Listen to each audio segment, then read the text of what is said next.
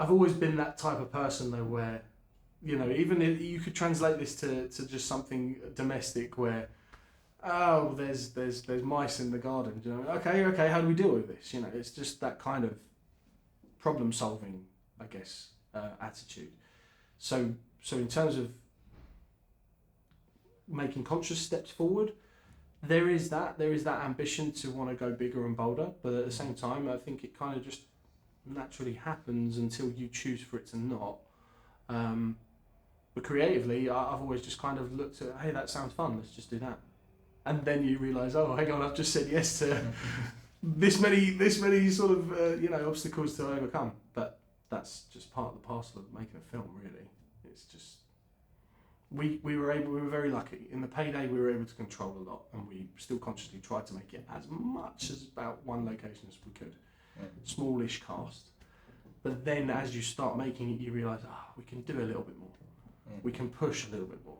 Why don't we have this happen? And why doesn't it happen here? And wouldn't it be great if someone like Simon Callow played this part? Yeah, okay. Who do we know that can get Simon Callow? Well, I worked with him on this one thing. Okay, great.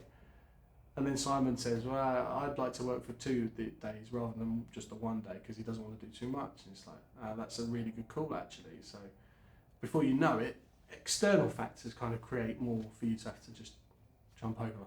So rolling with punches and problem solving was great for me in terms of realising, okay, I need those skills rather than just like big massive ambitions and then working out how to do that later.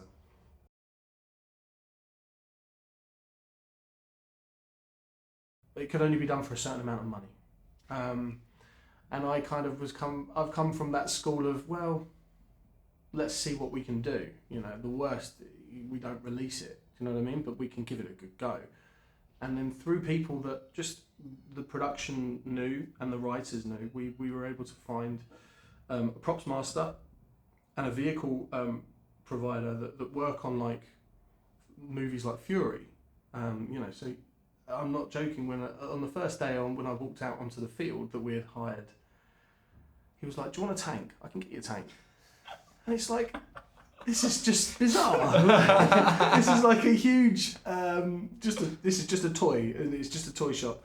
But who you know, and being and understanding, it doesn't take much to just ask someone, hey, look, I'm thinking of doing this, can you help?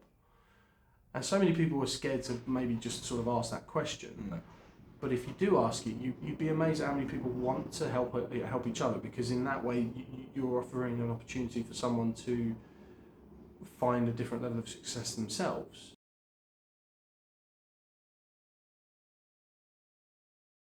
I tell you what, I think I'm really attracted to people that have a desire and a passion, and I'm not saying that not everybody doesn't, but there's some that will not take no for an answer, and then there's some that will not take no for an answer, but will want to understand, well, how can I move myself forward without just demanding that you work with me. And Sam and Kyla are 2 really great examples of that type of person where they don't stop. Like if it's and they don't hang their laurels on just one thing. Like there's lots of projects that are happening, and they're involved in so many different things, but they are refusing to wait for the phone to ring, because I'm sure and I'm sure you guys can kind of relate to it as well. There's been plenty of opportunities where they're called into rooms and you're sat opposite the people that you see on TV all the time, and in a weird way that style of how the industry operates, it is a bit of a boys' club still, and you can only get in once you've done a certain thing, but you can only do that certain thing if you're asked to do that certain thing, but you're never given that chance because it goes to the person that's already done it. Yeah. And it seems backwards. And Sam and Kyla just were 2 people that were kind of fed up waiting and being called in for the same things, and then you see that there's that person going to read for it and they've just done this. And so they came with a hunger and a real passion, and that I kind of related to and felt a kindred spirit to in that sense. And they just kind of pushed me as well. And to a further extent, people in my team that I work with, everybody kind of wasn't fed up, but wanted to work out how they could be invited to play in a larger playground. And that's really the ethos behind the Payday for a lot of people that worked on it. Never done a feature before, but wanted to show that we could do one. And once we've made one, look, we're here now. You can, and it does happen. Like at the moment we made that feature, and the moment it was released, all of a sudden, I look like someone that can do a feature film. When really in my head, I've not changed. I'm still that guy that.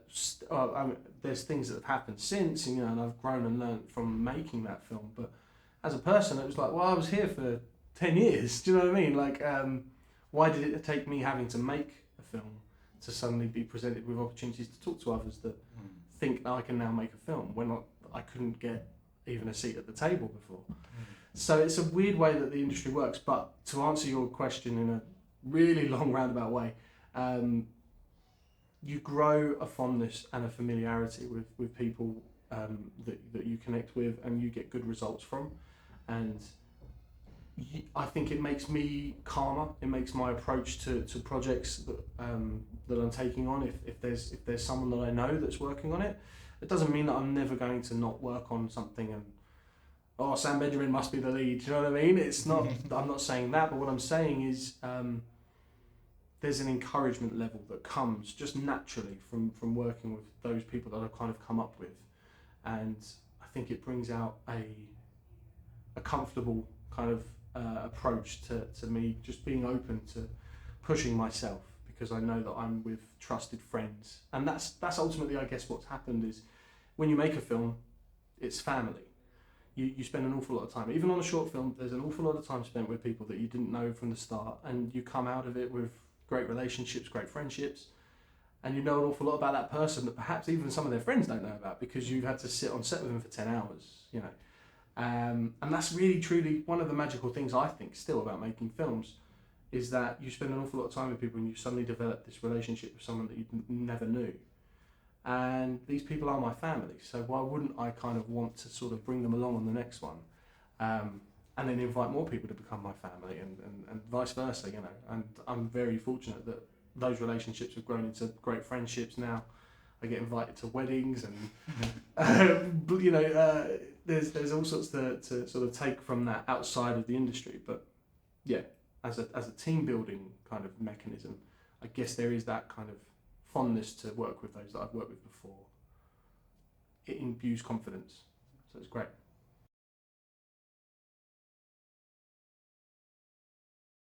But you look at that person, you go, do not work that way.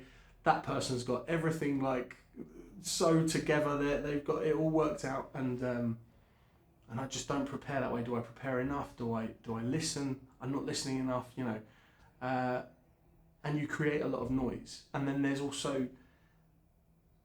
so much great stuff being made. You can't help but compare your stuff to that stuff. And you forget about every determining factor of whatever that film is, how it was made, who's behind it, etc. And you still look at it and you go, that's great, and this is crap. And I guess that works for some people, but for me, it kind of scared me into thinking I was always second guessing myself and making sure that, is that the right call? I'm not sure. Do I need to work out what I need to be right now? I don't know. So if I could talk to myself back then, I'd just say, just forget all of that. What do you want to do?